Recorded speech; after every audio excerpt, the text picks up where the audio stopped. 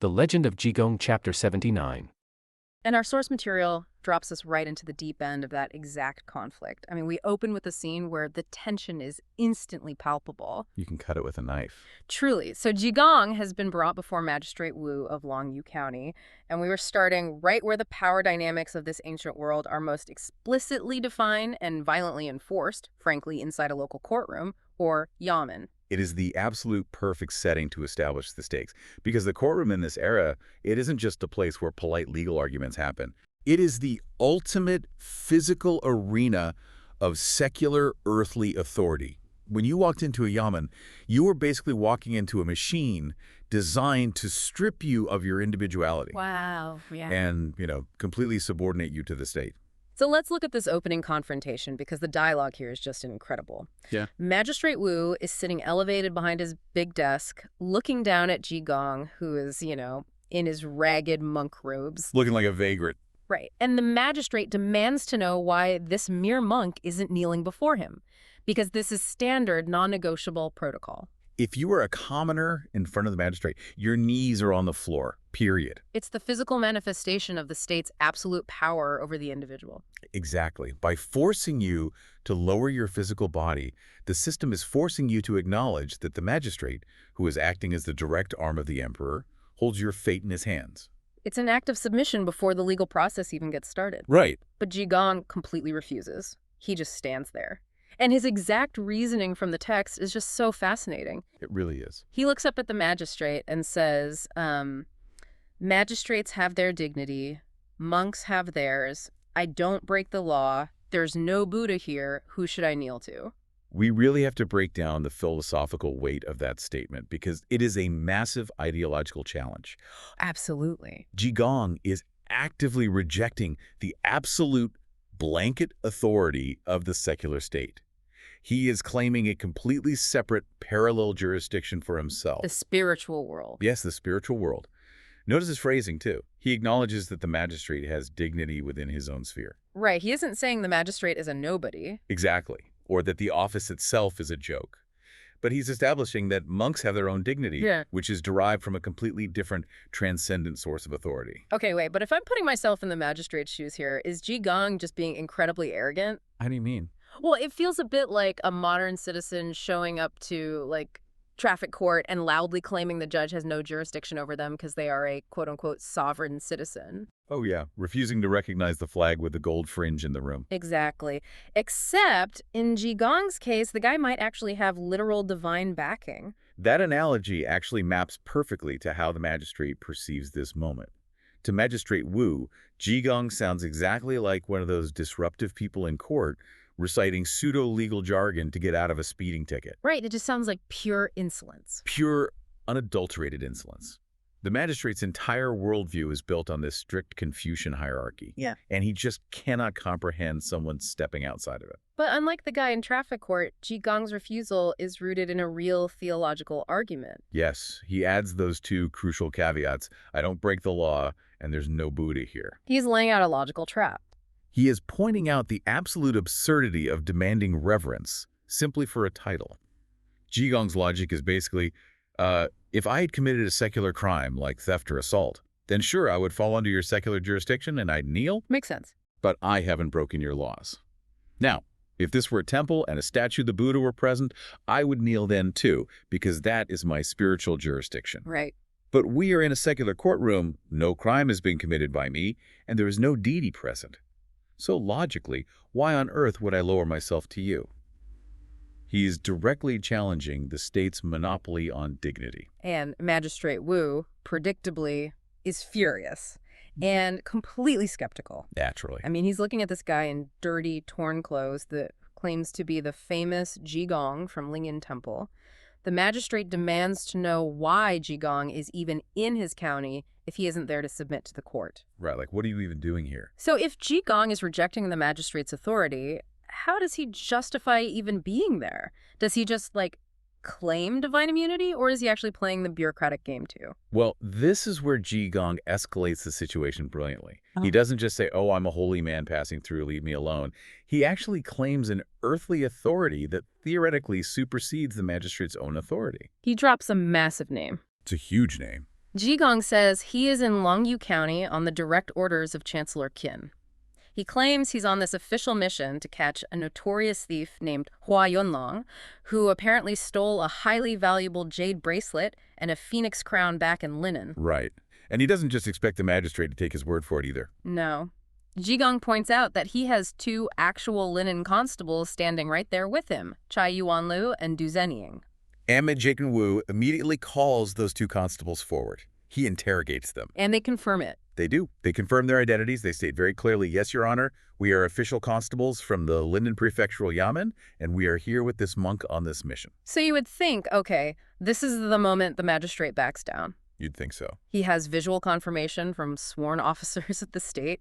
The story totally checks out. But this is where we hit that critical flaw that exposes the dark heart of this bureaucracy. Yeah, this is the turning point. The magistrate asks the most basic administrative question. He says, if you are out here on an official cross-county mission to catch a thief, where's your official document? He asked to see the sea catch warrant. Right.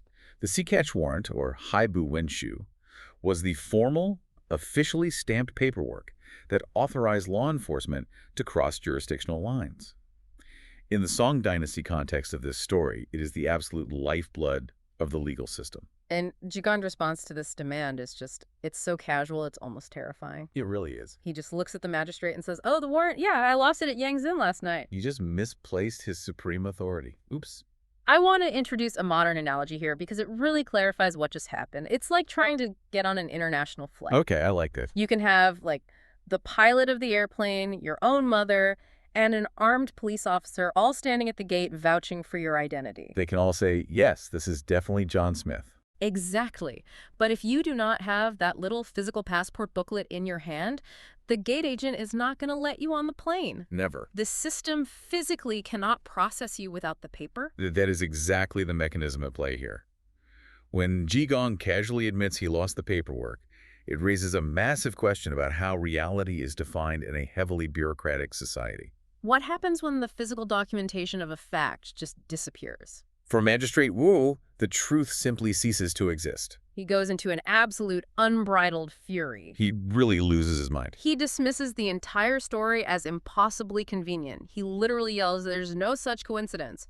He refuses to interrogate any further. Completely ignores the 2 constables who just verified everything. Right. Without the physical warrant, Jigong's identity, his mission from the Chancellor, and his supposed immunity are instantly nullified. This reveals a terrifying rigidity in the bureaucratic mindset. For the magistrate, the document is more real than reality itself. A living, breathing human being and 2 sworn testimonies mean absolutely nothing compared to a piece of paper with a red stamp on it. Nothing at all. The system cannot process nuance, and it certainly cannot process human error like a lost document. And the default setting for the system when it encounters something it can't process is violence. Swift violence.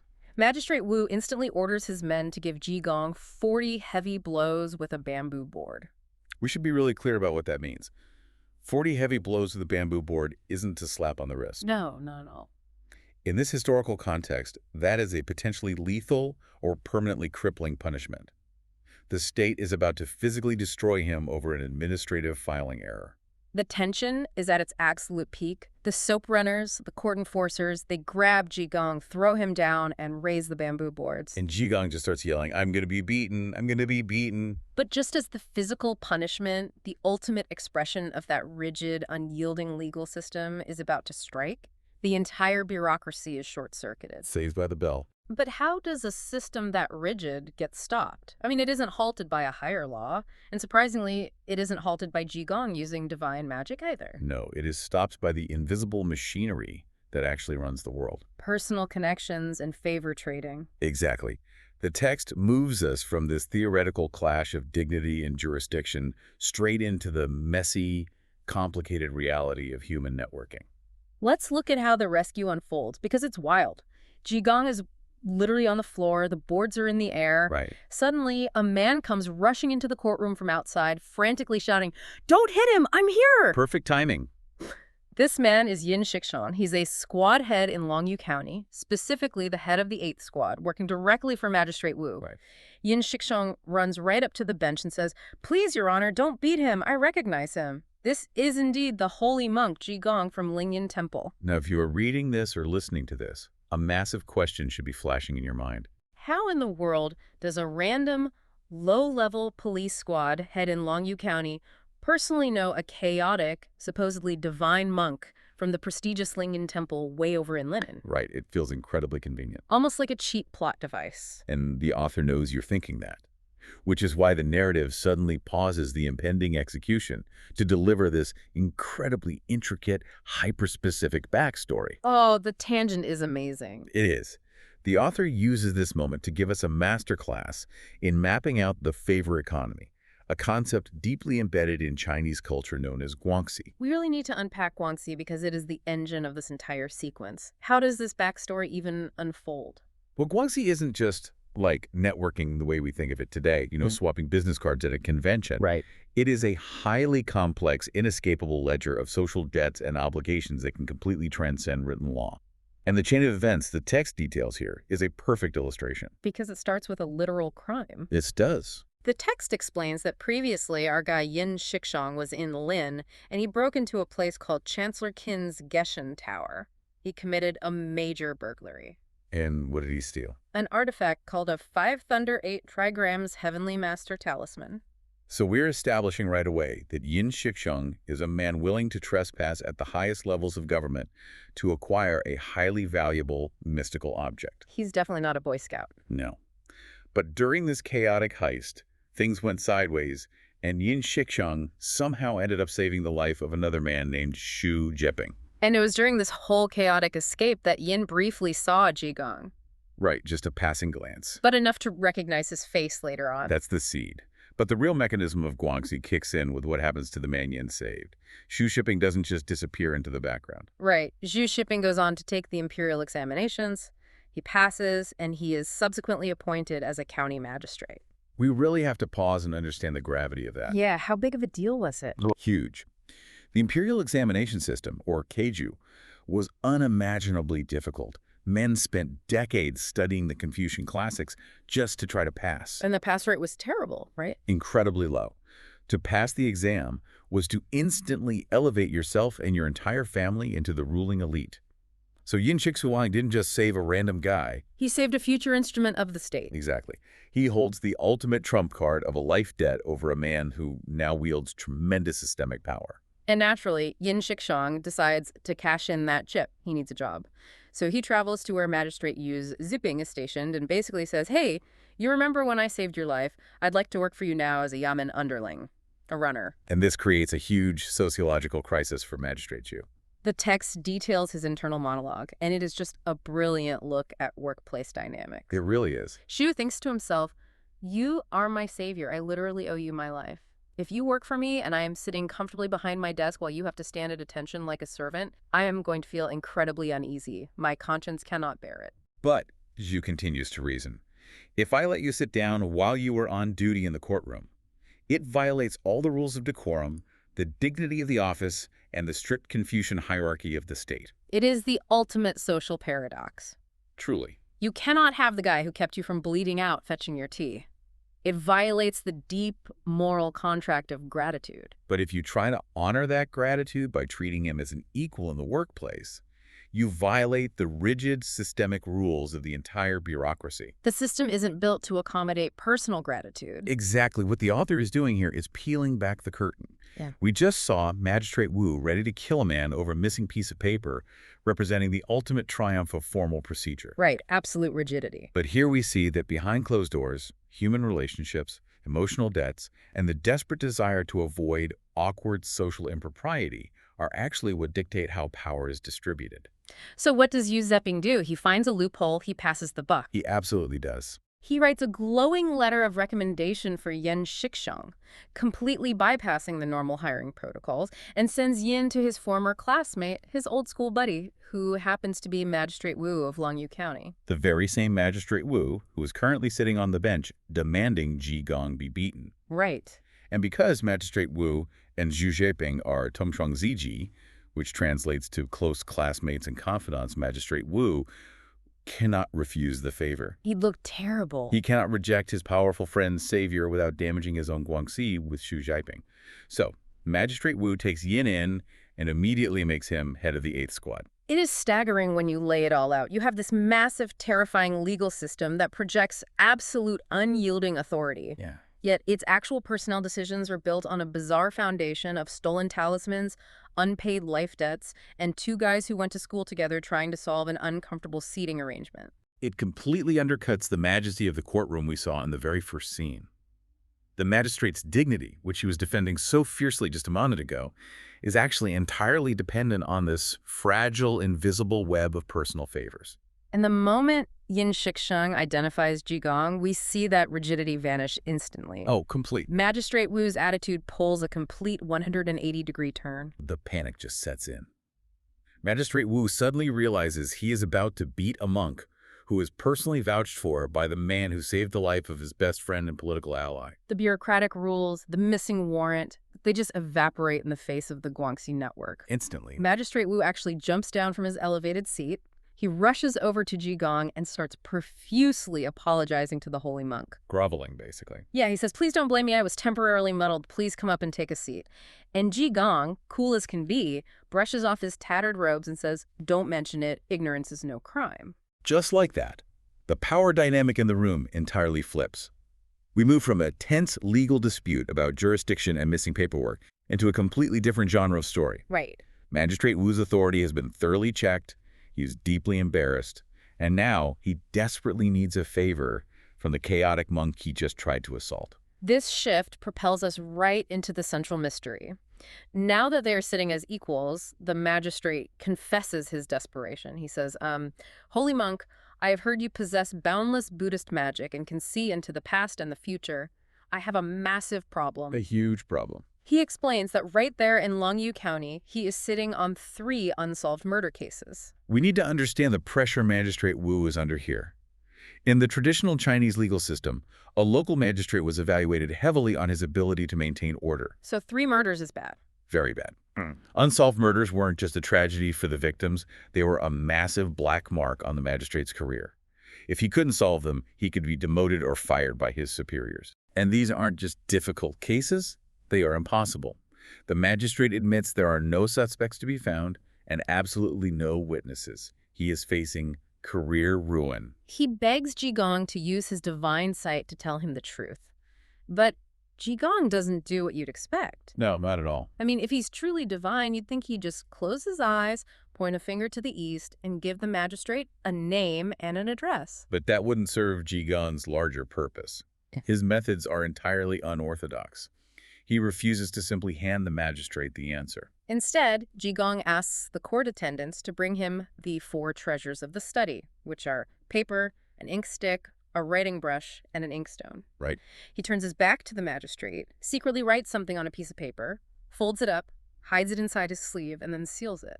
This is where we are introduced to the highly specific rules of magic and suspense in Jigong's universe. It's so dramatic. It is. He doesn't just hand over the clue. He attaches hyper-specific, almost ritualistic physical conditions to it. The instructions are wild.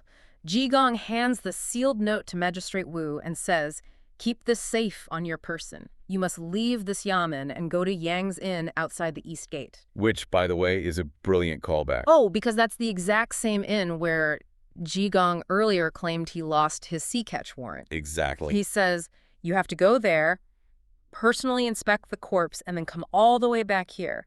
And you can only open this note after your sedan chair has been set down on flat ground back at this yamen." And he adds the critical warning.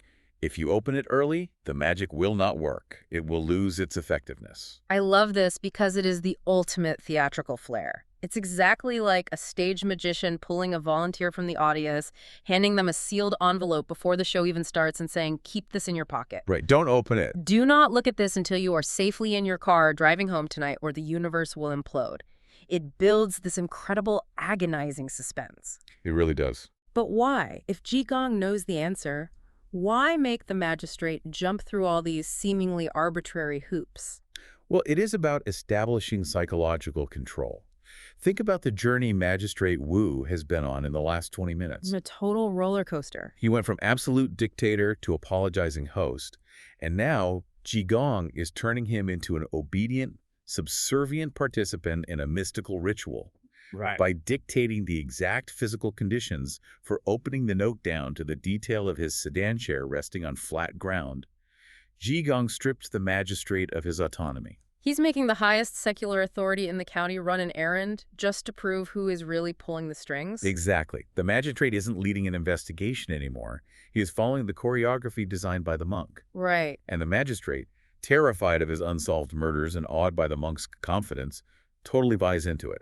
He nods, takes the note, and heads off to inspect the corpse. But the narrative doesn't make us wait for the magistrate's sedan chair. The text immediately lets the reader in on the secret. Thank goodness. It tells us what is actually drawn on that note, long before the magistrate opens it. And it completely subverts the expectations of a standard detective story. Right. You expect the note to say, the killer is the butcher and the weapon is in the river. But the text reveals that inside the sealed note is a drawing. Just a drawing. It is a drawing of a wine jar, and the jar is clamped with 7 staples or saws, depending on how you translate the specific ancient tool. Let's extrapolate on the bizarre nature of this clue for a second. A stapled wine jar. Yeah, what does that even mean? Well, it isn't a name, it isn't a location, it isn't a murder weapon. It is a highly specific, surreal, coded image. It makes absolutely zero sense out of context. What does a stapled wine jar have to do with 3 bodies with no witnesses? It signals to the reader, and eventually to the magistrate, that this investigation will not rely on standard forensic analysis or interrogations. No examining fingerprints here. Right, there will be no examining the angle of the wounds or checking alibis. To solve this case, one must interpret signs, symbols, and cosmic breadcrumbs. Oh, I see. It forcefully moves the story out of the logical realm of the bureaucratic yamen and into the symbolic realm of the mystic trickster. So Jigong has sent the magistrate off on his errand. With the boss out of the room, Jigong decides it's time to start his own highly unconventional investigation. Naturally. He asks to borrow 2 constables for his dragnet. And who does he get? He gets Yang Gudong and our guy Yin Shixiang, the very man whose Guangxi just saved Jigong's life. They leave the yamen together, but if you expect them to march purposefully toward a crime scene, you are forgetting who we're dealing with. Oh, totally. Jigong immediately derails the mission for what appears on the surface to be a petty, almost cruel scam. It starts with this bizarre foot race. Yeah. They are walking down the street, heading toward the 5-Lai monument, and Jigong has this insane, chaotic gait. The text specifically notes that he takes 3 steps forward and then 2 steps back. He's doing a bizarre dance down a public road. Yin Shixiang, who just staked his entire reputation on vouching for this guy's holiness to the magistrate, is understandably frustrated. I'd be sweating bullets. He looks at Jigong and says, "Holy monk, how are we ever going to get anywhere if you walk like that? We have a killer to catch, we need to hurry." It's like playing a video game where the physics engine for your escort character is completely broken. Yes. And Jigong just smirks at them. He says, "Oh, you want me to walk fast? Can you 2 even keep up with me?" And Constable Yang Gudong confidently says, "Of course we can keep up." Big mistake. Instantly, Jigong breaks the rules of physical reality. The text says he takes off like lightning, moving like a shooting star. He just vanishes up the road. But the punchline is that he doesn't actually run all the way to their destination. No. He sprints ahead, ducks into a small hidden alleyway, and literally just waits there in the shadows. Classic trickster. He watches as the 2 constables run panting, sweating, and exhausted right past his hiding spot. And then Jigong casually steps back out onto the road, brushes himself off, and slowly strolls behind them toward the monuments. It's his Bugs Bunny-level trickery. It really is. By subverting their expectations of speed, effort, and direction, he is subtly breaking down their reliance on linear logic. He's showing them that in his world, the straightest line is rarely the path to the goal. Exactly. But this physical prank is really just a warm-up for a much more elaborate psychological interaction that happens next. While he's strolling comfortably behind his exhausted constables, Jigong passes a local tavern. And here, the story zooms in on an incredible piece of everyday, mundane social realism. Right. Inside the tavern is the owner, a man named Boss Sun. And what is Boss Sun doing when Jigong spots him? He's sitting alone at his desk, going through his holiday accounts. Let's explain traditional accounting here, because it's important context. Yeah, please do. In traditional Chinese society, debts and tabs at local businesses were typically settled during major holidays, like the Lunar New Year or the Mid-Autumn Festival. Okay. Customers would run a tab all year, and the costs would keep track in a ledger. And Boss Sun is actively using this system to commit fraud. The text is incredibly clear about his internal monologue. Very. Sun figures it's the holidays, people are rushing to settle their tabs, they aren't going to check the math too closely. So he is taking his ink brush and literally adding extra fabricated charges to his customers' accounts to line his own pockets. He's fudging the ledger. He's actively exploiting the trust of his community. He is mid-stroke. The brush is literally hovering over the paper, about to record a fake charge, when Jigong wanders into the tavern. Perfect timing again. Jigong walks right up to the desk and casually asks, "Hey, are you boss, Sun?" Sun looks up and says yes. Then Jigong asks a highly specific question. "Are you sworn brothers with the constable, Yang Gudong?" We need to unpack the concept of sworn brotherhood. Yeah. Because it's the exact lever Jigong is going to pull. How serious is it? Very. A sworn brotherhood isn't just a casual friendship. It's a deeply serious, formally recognized social bond. Like blood brothers. Yes, heavily romanticized in Chinese culture. Think of Liu Bei, Guan Yu, and Zhang Fei in the Romance of the Three Kingdoms. Taking a blood oath or formally swearing brotherhood carries immense social obligations, virtually identical to a biological family tie. Wow, okay. If your sworn brother suffers a tragedy, you are culturally obligated to mourn and contribute to the family. So boss Sun confirms it. Yes, Yang Gudong is his sworn brother. And Jigong, without blinking an eye, drops a bomb. He says, "Did you know that Yang Gudong's wife died?" Now, as readers, we know for an absolute fact this is a lie. Totally false. Why? Because just moments earlier, back at the Yamen, Yin Shixiang casually asked Yang Gudong how his wife was doing, and Yang confirmed she was just dealing with a minor illness. Just a cold. So Jigong is blatantly, aggressively lying to a stranger. And it isn't just a little white lie. He invents an entire extravagant, hyper-specific reality around this fake death to completely overwhelm boss Sun. He really lays it on thick. Sun is shocked and asks how Jigong could possibly know this. And Jigong says, "Oh, Yang came in my temple this morning. We were negotiating the details of her funeral rites." Pay attention to the details Jigong provides here, because they are staggering in their specificity. They really are. He doesn't just say, "We are having a funeral." He builds an entire invoice of grief. Jigong says, "Yang wanted 5 monks for the third-day ritual, but I told him no. For a woman of her stature, you need 7 monks. Then he moves on to the flaming mouth ritual. The flaming mouth ritual, or Yanku, is a specific, elaborate, esoteric Buddhist rite performed to feed hungry ghosts' souls suffering in the afterlife. Sounds expensive. It is an incredibly expensive, major undertaking. Jigong says Yang wanted 7 monks for the flaming mouth ritual, but Jigong insisted on 11 monks, plus the construction of a massive heavenly flower throne. He is deliberately inflating the cost and the grandeur of the supposed funeral, Right. making it sound like an undeniable, massive community event that Boss Sun cannot possibly ignore. And then, the grand finale of the lie. Jigong claims they are going to put on a theatrical performance of a specific play. Salang visits his mother, complete with full face paint and fake beards. The choice of that specific play is brilliant. Salang Visits His Mother is a famous, emotionally heavy traditional opera about a man torn between two families, themes of deep loyalty and agonizing separation. Oh, wow, so it pulls at the heartstrings. Exactly. By naming this emotionally resonant play, detailing the exact head count of the monks, and mentioning the physical props of face paint, Jigong weaves a lie so dense, so textured, that Boss Sun has no cognitive space left to doubt it.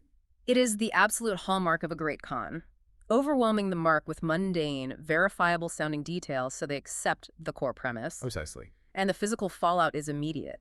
Boss Sun is so stunned, so emotionally gutted by the news of his sworn brother's tragic loss that he gasps, his hand spasms. And remember what he was holding. Yes. The ink brush he was holding, the brush he was actively using to write a fraudulent charge into the ledger, drops straight down onto the open book. It splatters, drawing a massive, thick black circle of ink that completely ruins the accounts he was trying to fake. We see the first invisible consequence of Jigong's intervention. But the scene keeps going. Sun is so grateful to Jigong for personally delivering this heartbreaking news that he immediately yells to his staff to bring the master 2 pots of the best wine, completely on the house. Naturally. Jigong sits down and happily drinks his free wine. Meanwhile, Boss Sun starts frantically plotting with his staff about how to show proper respect to his sworn brother. Because of that sworn brotherhood obligation, he cannot simply send a card. Right. If he doesn't make a massive public display of mourning, he will lose immense face in the local community. So Sun and his staff decide they need to send a communal gift. They agree to rush to the local fabric shop, buy 8 feet of expensive blue wool, and then go to the calligraphy shop to have 4 gold letters cut out to attach to the wool. Very expensive. The letters will read, "Returning to the Jade Pool," a classic, highly poetic euphemism for a woman passing away. They are mobilizing the local economy and spending serious money to honor a woman who is currently sitting at home drinking tea for a minor cold. It's absurd. Jigong finishes his wine, wipes his mouth, says, "I'm leaving," and wanders back out into the street. Okay, we really need to pause here and address the elephant in the room, because this specific sequence often deeply confuses or frustrates modern readers. Yeah, I'm honestly right there with them. I have to push back on Jigong's status as a hero here. I figured you might. Our supposedly holy protagonist, a man with divine magic who is supposed to be solving a triple homicide, just blatantly lied about a woman's death, caused severe emotional distress to a small business owner, instigated a completely unnecessary and expensive community funeral drive, all to scam 2 pots of wine. It looks bad. How on earth are we supposed to root for this guy? It feels incredibly petty, bordering on malicious. It absolutely feels petty if you are judging him by conventional moral standards. But to understand this text, we have to look deeper at the crazy wisdom archetype Jigong embodies. Okay, how does that justify it? In many Eastern religious traditions, the enlightened trickster figure does not operate on standard human morality like telling a lie is always bad. They operate on a higher level of cosmic balance. Make that make sense for this specific scene, because to me, it just looks like he wanted a free drink. Let's trace the actual causality of the scene. Yeah. Look very closely at when Jigong entered the tavern. Right, he walked in right when he was doing the accounts. He walked in at the exact millisecond. Yeah, Boss Sun was actively committing fraud against his own customers. the fudged ledger. Exactly. The ruined ledger isn't an accident. It is the entire point. Mm. Jigong delivers a subtle, almost invisible cosmic punishment for Boss Sun's greed. Now, a conventional monk might walk in and preach. Right, a normal monk would give a sermon. He might say, "Boss Sun, thou shalt not steal, fear the karma of your actions." But Sun would probably just nod, wait for the monk to leave, and keep cheating his customers. Yeah, preaching rarely stops a determined scammer. So Jigong doesn't preach. Instead, he weaponizes Boss Sun's own social vanity, his sworn brotherhood, against his greed. Wow, that's wild. He tells a wildly elaborate lie that shocks Sun into a physical reaction, causing Sun to literally destroy the instrument of his own sin with his own hand. The ink spill. The ruined accounts save the customer's money, and the expense of the blue wool is a financial penalty for the fraud he already committed. It restores the economic balance of the community, and it's all cloaked as a ridiculous practical joke. Wow. Okay, I see it now. So the elaborate fake funeral, the 11 monks, the hyper-specific opera with the fake beards, it's all a meticulously crafted psychological weapon designed to make a corrupt guy ruin his own corrupt paperwork. Yes. That is actually brilliant. It is incredibly chaotic, but it is brilliant. It demonstrates that Jigong's jurisdiction isn't just about massive, dramatic crimes like the triple murder. He is also actively policing the everyday, mundane dishonesties of the local microeconomy. He is cleaning up the town's karma on his way to the crime scene. Exactly. Which naturally leads us to the final section of our journey today. Having secured his free drink, derailed a fraudulent ledger, and left Boss Sun stressing over where to buy gold calligraphy, Jigong continues his stroll through Longyu County. Toward the climax of this part of the story. He eventually wanders to a busy crossroads in the town, and this is where the true trap for the murderer is going to be laid.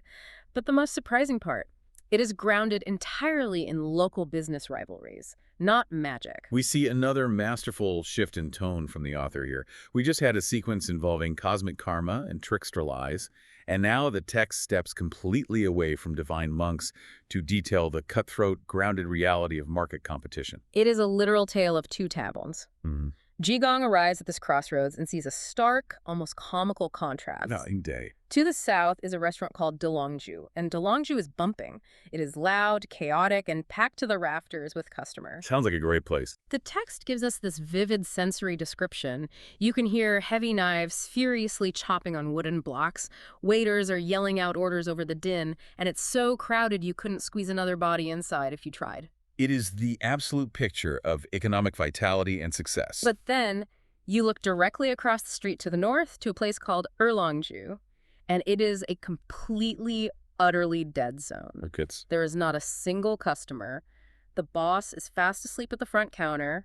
The waiter is sitting on a bench looking profoundly depressed. And the cook in the back is just idly banging a rolling pin against the stove because he literally has no food to prepare. It's a commercial ghost town. And Jigong, being the contrarian that he is, completely ignores the successful bustling restaurant and walks straight into the failing one. He walks into the silent Erlong Jew, looks at the depressed waiter, and asks, "Hey, why is it so quiet in here?" Asking the tough questions. And the waiter, clearly desperate for someone to talk to, just unloads on him. He delivers this lament that is so realistic, so grounded in actual business mechanics, that you could hear the exact same complaint in any struggling restaurant today. The waiter essentially gives Jigong a crash course in the supply chain and management issues that killed his business. He says, look, our old boss was incredible. When he was alive, Erlong was the #1 spot in Longyu County. Everyone knew us. Everyone ate here. The golden age. But then he passed away, and his son, the young boss, took over. And the young boss is just terrible at running a business. It's a classic, timeless case of poor succession planning. Yeah. The institutional knowledge and the charisma of the founder weren't passed down to the next generation. But the waiter explains that it gets so much worse. Because the young boss was so incompetent, all the really good employees, the master chefs, the experienced managers, quit in frustration. And what did those former employees do? They walked literally across the street and opened a Longju. They executed a devastating competitive maneuver. They took the talent, they took the proprietary recipes, and most importantly, they took the loyal customer base and they weaponized it against their former employer. I love this part of the text because it is such a universal story. It's like watching a beloved legacy mom-and-pop diner get completely cannibalized because their ambitious former sous chef opened a trendy gastropub 30 feet away. It is brutal. It really is. And you can feel how deeply frustrated the waiter is. He desperately wants to compete. He tells Jigong, I'm just an apprentice here, but I want to fight back. I want to buy better ingredients. I want to slash prices and undercut them. If they sell a dish for 120 coins, I want to sell the exact same dish for 100 coins. It's got the spirit. But I just don't have the resources. I have the heart for the fight, but not the power. He notes that yesterday they made a pathetic 800 coins, which barely paid for the staff's own meals, and today they haven't sold a single thing. This passage grounds the supernatural story in such incredible realism. The author paints a vivid picture of employee retention issues, price wars, and market saturation. Yeah, very mundane stuff. It is a completely human, economic problem, far removed from stapled wine jars and magical warrants. So how does our divine, reality-bending monk respond to this heartbreaking tale of economic woe? He just laughed. Typical Jigong. Jigong laughs out loud, looks the depressed waiter in the eye, and asks a very simple question. Do you want to make money? The waiter, obviously taken back, says, of course I do. Who doesn't want to make money? And this is the moment Jigong finally declares his intentions. Finally. He tells the waiter that he is going to use his Buddhist magic to attract a massive, unprecedented crowd to this failing tavern. He's going to reverse their fortunes overnight. But if you've been following Jigong's logic so far, you know this isn't just a random act of charity for a depressed apprentice. Not at all. Jigong doesn't do random acts of charity. Yes. Everything serves the larger design. This massive crowd, this sudden influx of customers drawn by supernatural means to a dead restaurant, is going to serve as the Dragnet. This failing tavern is going to be the literal trap designed to catch the elusive murderer that Magistrate Wu is so desperate to find. And amazingly, that is exactly where this excerpt leaves us hanging. A cliffhanger. The text literally ends the chapter by saying, to know what happens next, read the next chapter.